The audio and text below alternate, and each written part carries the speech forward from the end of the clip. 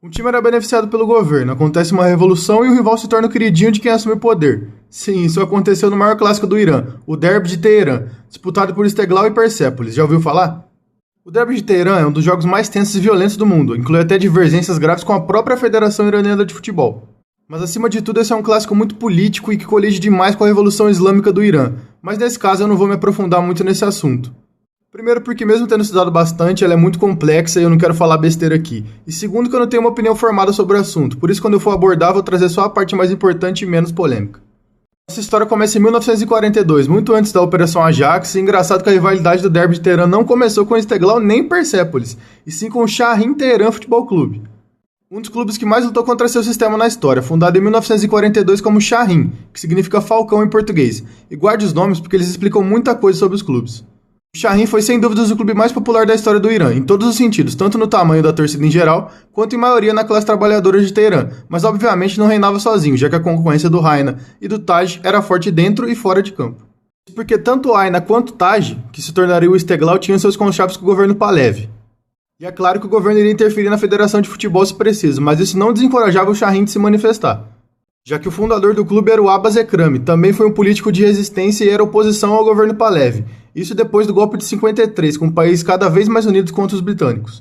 O Shahin era visto pela população como um movimento anti-imperialista, e como você acha que o governo via isso? Como uma ameaça, é claro. Inclusive teve um jogo do Shahin em 1963 com o Shah presente. Shah é título do monarca do Irã, tá? Não é o chá de bebê, não. Nesse dia já haviam muitas tensões do Shahin com o governo e com a federação, e o Pahlavi ter ido lá pode ter sido visto até como uma afronta.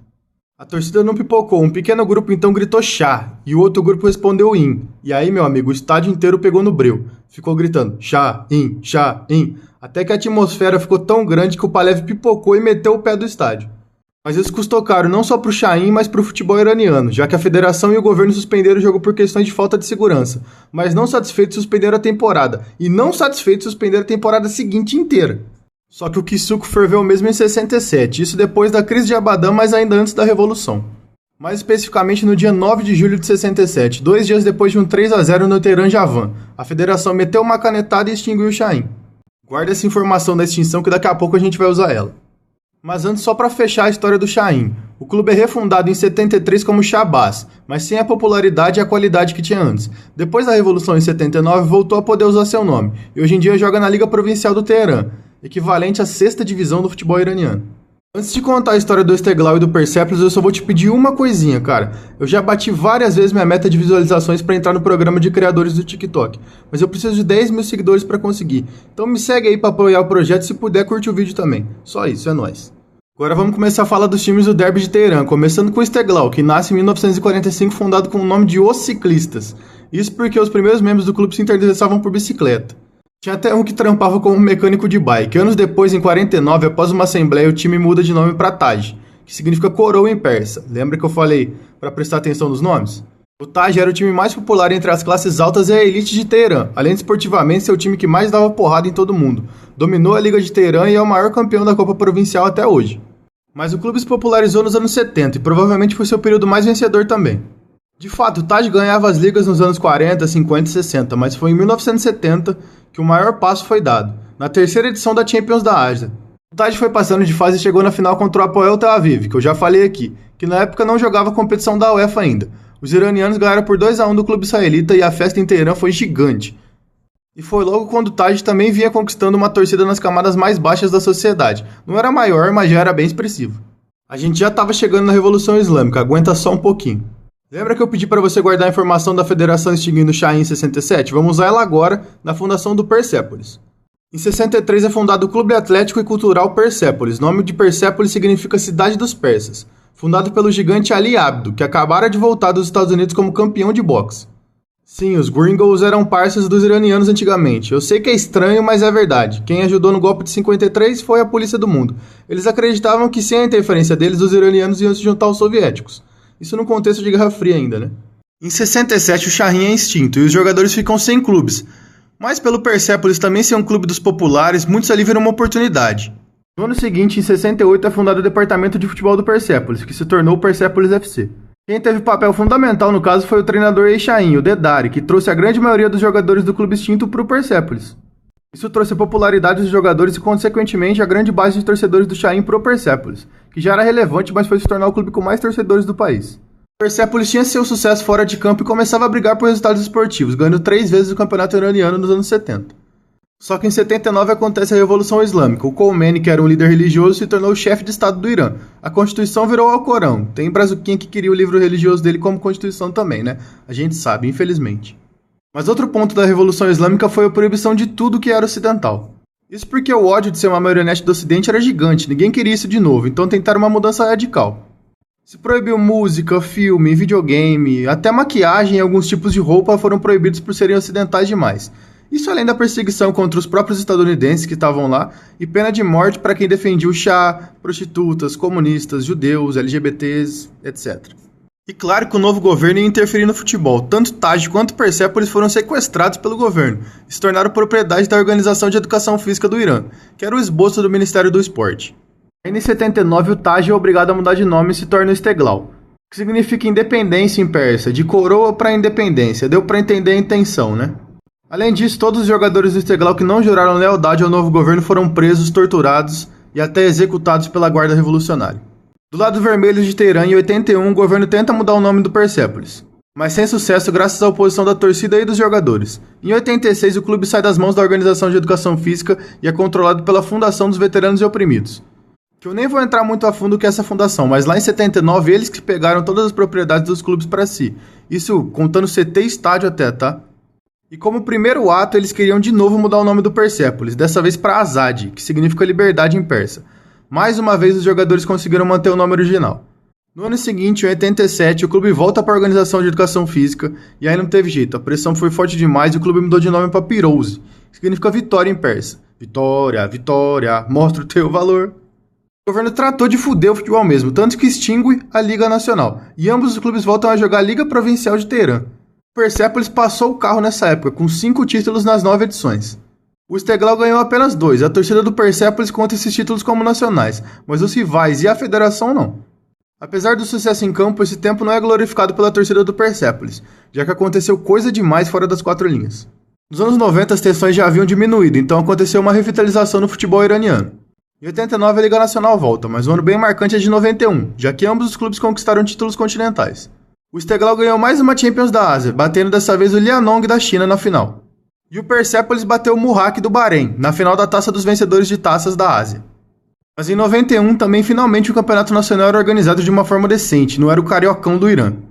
Isso devido à fundação da Azadegan League, que durou por 10 temporadas, com o domínio do Persepolis ganhando 4 edições. O Istiklal ganhou 2, junto com Saipas e Paz Teherã.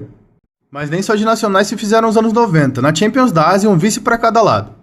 O Persepolis em 93, perdendo para o Yokohama Marinos de forma dolorida, já que empatou em Tóquio tomando gol do Renato Pé Murcho, e tomou 1-0 em casa no jogo decisivo. Já o Istiklal chegou na final em 99, jogo único em casa, mas conseguiu perder para o Jubilee Al-Wata por 2-1 na frente de 125 mil torcedores. O gol decisivo foi do Masashi Nakayama, quem lembra dele, hein, da época do Play 2, também era conhecido pelo apelido de Gon. Foi também nos anos 90 que a rivalidade do derby de Teherã atingiu um ápice no ódio entre os clubes e as torcidas. Foi um tempo que tinha briga toda hora dentro do estádio, fora do estádio, cenas lamentáveis entre os jogadores, jogador saindo na mão com o torcedor rival. O estádio Azad, onde ambos os clubes mandam seus jogos, foi vandalizado algumas vezes. Teve até jogo anulado quando os torcedores quebraram as cadeiras para sair no pau e depois jogaram elas dentro do campo, junto com lixo e uma comidaiada, cara, cena feia. Devido ao clima de guerra que o clássico se tornou, em 95 a Federação Iraniana colocava árbitros estrangeiros para apitar o derby de Teherã. Já que a guerra não era só entre as torcidas, os próprios clubes não se viam como rivais, mas sim como inimigos mortais. Um dos árbitros que apitou esse jogo foi o português Paulo Costa, na temporada de 2003 e 2004. Outros nomes, como o de Jack Taylor, da final da Copa de 74, e o Sandor Pool, do Tetra em 94, apitaram o derby de Teherã também, que só voltou a ter arbitragem iraniana em 2009 e 2010. A origem da rivalidade é social e política, já que o Persepolis sempre foi o clube da classe trabalhadora iraniana. E o Istiklal, principalmente quando era Taj, era o queridinho da monarquia e da elite burocrática. O jeito como o Shahin foi extinto também pode ter inflamado a rivalidade. Mas hoje em dia o que mais dá o clima de hostilidade é o futebol mesmo, já que ambos os clubes foram um pouco do que odiavam. O Istiklal teve grande adesão das classes menos favorecidas da sociedade na sua torcida. E o Persepolis foi por um tempo considerado o clube do regime. A rivalidade hoje em dia se dá até nos ministérios, já que o Ministério do Esporte cuida do Persepolis e o Ministério da Economia cuida do Istiklal. Isso em parte maioritária, já que ambos os clubes estão na Bolsa de Valores. Em 2001 é fundada a Liga Pro do Irã e se inicia um período difícil para ambos os clubes, já que a competição pelos campeonatos era bem maior e o Sepahan, que era irrelevante antes da Pro League por ser de Isfahan, cidade do interior, se tornou a terceira força do futebol local, enfileirando até um tri de 2010 a 2012. 2012 que é um ano muito importante para o Persepolis, que começou sua reconstrução e conseguiu de volta o direito de se chamar Persepolis. Lembra que eu tinha dito lá atrás que em 87 o clube tinha se renomeado para Pirose? Essa reformulação aconteceu no tempo certo, já que em 2013 o Istiklal é campeão nacional e encostava no Persepolis em títulos, com apenas uma conquista de diferença, 9-8 para o lado vermelho. Até algumas zebras tiraram os títulos dos rivais até 2017, no ano que Istiklal fez tudo de errado e deixou o rival conseguir uma gordura absurda até as últimas rodadas. Levando o título depois de um jejum de 9 anos, a reformulação finalmente estava concluída, e com o maior rival sendo vice. Mas isso não era o bastante, nos anos seguintes o Persepolis foi papando troféu atrás de troféu e meteu um pentacampeonato consecutivo em 2021, deixando o rival numa seca de 9 anos. No ano seguinte o Istiklal começa o campeonato voando, abre uma gordura grande e começa a pipocar no final. Chega a deixar o Persepolis depender apenas de si para ser campeão graças à possibilidade no confronto direto, mas consegue se recuperar e ganha o título assim como o rival após 9 anos de jejum. Quem será que foi o craque neto iraniano que salvou esse campeonato pro Istiklal, hein?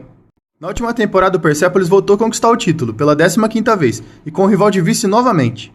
Na temporada atual, os dois devem se enfrentar em outubro, no Flash Score está marcado para o dia 1º de outubro às 14h30, mas segundo o Google a rodada está adiada, veremos. Antes de eu ir embora, eu quero que você comenta aí qual clube é maior, vou explicar aqui. Em torcida, como eu já falei, o Persepolis leva vantagem sobre o Istiklal. Pela história, se decide aí, bicho, qual que você gostou mais. E nos títulos aí é bem interessante. Quando se fala de campeonato nacional, vantagem para o lado vermelho, 15-9 Persepolis. Nas Copas do Irã, o Persepolis conseguiu empatar com o rival no ano passado, ganhando deles na final, total de 7 para cada lado. Mas no âmbito internacional é vantagem gigante para o lado azul, 2-0 em Champions da Ásia.